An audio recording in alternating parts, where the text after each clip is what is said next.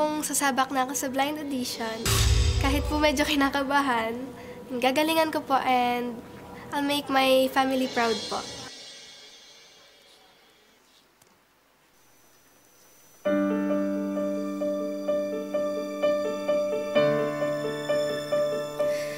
Di kita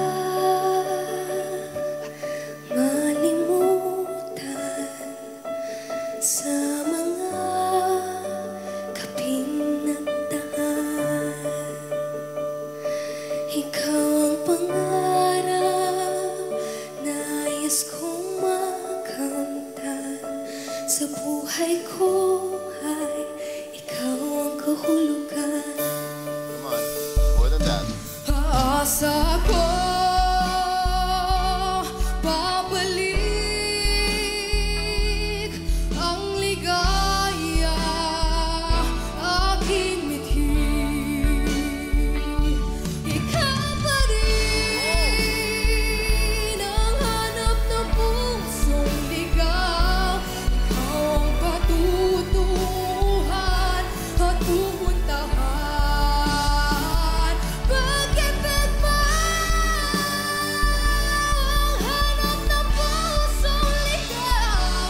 Wala na at bukas at kailanman. Wala na at bukas at kailanman.